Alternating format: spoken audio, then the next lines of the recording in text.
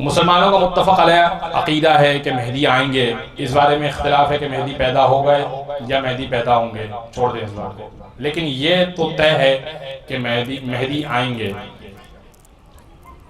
और हुज़ूर मुकर्रम ने बुखारी में ये फरमा दिया कि वो वक्त कैसा होगा, कैफ़ बिकुम इज़ नज़ल ईसा इब्न मरियम व इमामुम मिनकुम।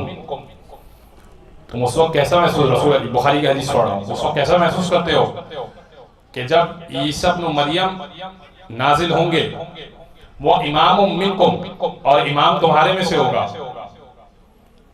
यानी ईसा जब नाजिल होंगे तो ईसा की इमामत कोई और करवाएगा। तो अब कौन करवाएगा ये तो मुझे नहीं मालूम, लेकिन मुझे इतना समझ में आता है कि ईसा की इमामत करवाने के लिए इतना तो कैपेबल होना चाहिए ना कि मुर्दे को जिंदा कर सकता हो कम से कम। भाई ईसा तो मुर्दे को जिंदा कर सकते थे, तो ये तो नहीं हो सकता कि मुक्तदी जो पीछे खड़ा है वो मुर्दे को जिंदा कर सकता है और जो इमाम है वो मुर्दे को जिंदा नहीं कर सकता। तो कोई तो ऐसा होना चाहिए जो ईसा का इमाम बने नमाज पढ़ाते वक्त और मुर्दे को जिंदा तो कम से कम कर सकता हो।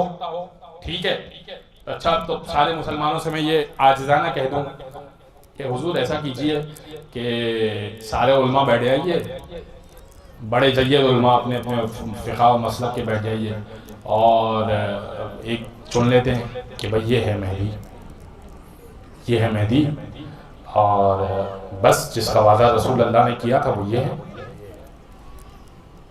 तो उसका जवाब होगा कि नहीं भाई वो तो आएगा, वाह वाह वाह वाह वाह, क्या कहने, वो तो अहले बैत में से होगा। वाह वाह वाह वाह। तो जब तुम्हें ये समझ में आ गया कि आखिरी खुद से नहीं चुना जा सकता, आखिरी खुद से नहीं चुना जा सकता, तो पहला खुद से कैसे चुन लिया?